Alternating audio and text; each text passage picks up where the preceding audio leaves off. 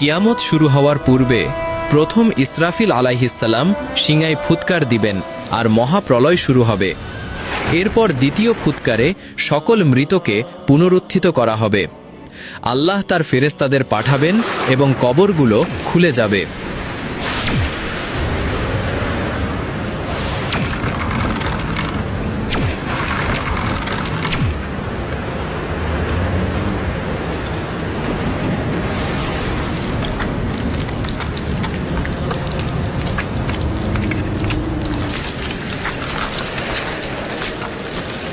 মৃতদের বিচ্ছিন্ন হাড়গুলো একত্রিত হবে, শরীর পুনর্গঠিত হবে এবং সমস্ত মৃত মানুষ জীবন ফিরে পাবে। যারা মুমিন তাদের মনে হবে এই মাত্র আমরা ঘুম থেকে উঠলাম।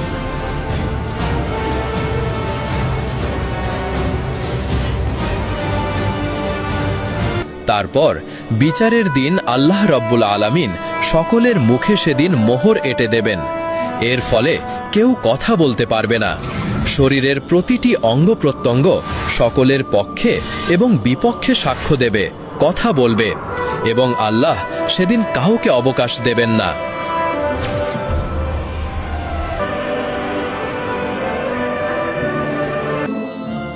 প্রথম বিচার, চালাকির সঙ্গে নিজ স্ত্রীকে পুড়িয়ে অন্য মহিলাকে আপন করতে চাওয়া একজন পুরুষের বিচার।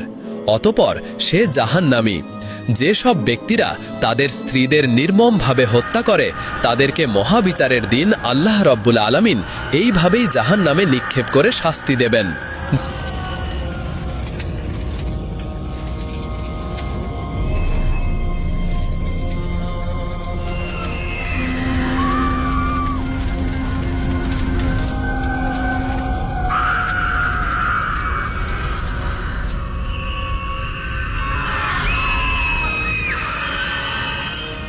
দ্বিতীয় বিচার, গরিবের আর্তনাদ না শুনে অবৈধভাবে টাকা পয়সা অর্জন করে ফুর্তি করা একজন ব্যক্তির বিচার। অতঃপর সে জাহান্নামী। আমাদের সমাজে অনেক মানুষ আছে যারা গরিব দুঃখীদের হক মেরে খায়, অন্যের জায়গা জমি অবৈধভাবে হাতিয়ে নেয়, জোর করে তোলাবাজি করে। সমাজে যারা দুস্থ ও গরিব, যারা অনাহারে দিন কাটায়, তাদের জন্য সরকারি তহবিল থেকে আসা টাকাগুলো যেসব নেতা মন্ত্রীরা আত্মসাৎ করে, বিশেষ করে সেই সব ব্যক্তির অবস্থা কিয়ামতের দিন অনেক কঠিন হবে। তৃতীয় বিচার, একটি নিরীহ মেয়েকে ধর্ষণকারী একজন ব্যক্তির বিচার।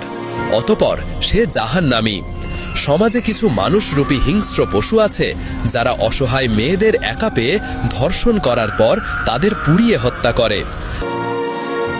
চতুর্থ বিচার, রোগীদের পরোয়া না করে অবৈধভাবে টাকা পয়সা উপার্জন করা একজন ডাক্তারের বিচার। অতঃপর সে জাহান্নামী।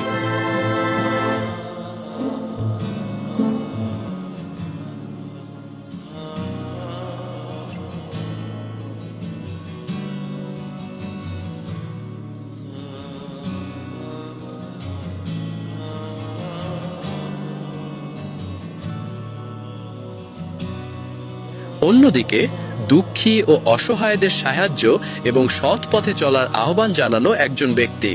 অতঃপর সে জান্নাতি।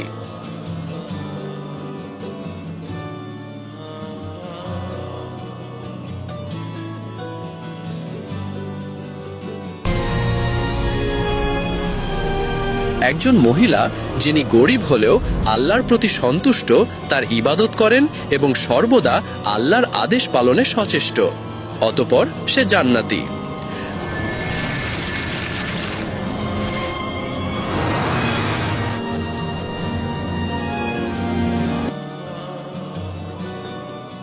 গরিব মানুষের মুখে খাবার তুলে দেওয়া এবং অসহায়দের সাহায্য করা একজন ব্যক্তি। অতঃপর সে জান্নাতি।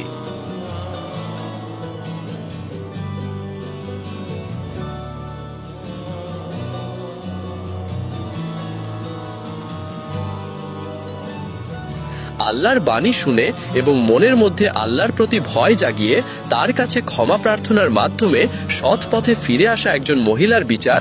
অতঃপর সে জান্নাতি।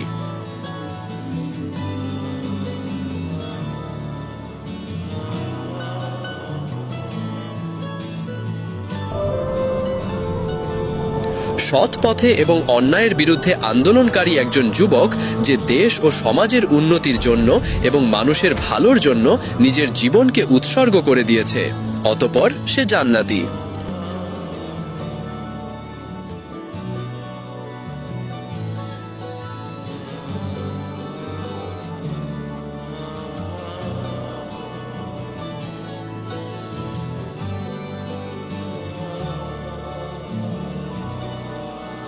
যারা এই পৃথিবীতে ভালো কাজ করেছেন, আল্লাহর পথে চলেছেন, যেসব ভাই বোনেরা অন্যায়ের বিরুদ্ধে লড়াই করে শহীদ হয়েছেন এবং যারা নরপিশাচদের হাতে নিহত হয়েছেন, তাদের সবাইকে এইভাবেই জান্নাতে নিয়ে যাওয়া হবে। এটা সেই জান্নাত যেখানে জীবনের কোনো শেষ নেই। এই ক্ষণিকের জীবন ছেড়ে আমাদের সবাইকে একদিন চলে যেতে হবে।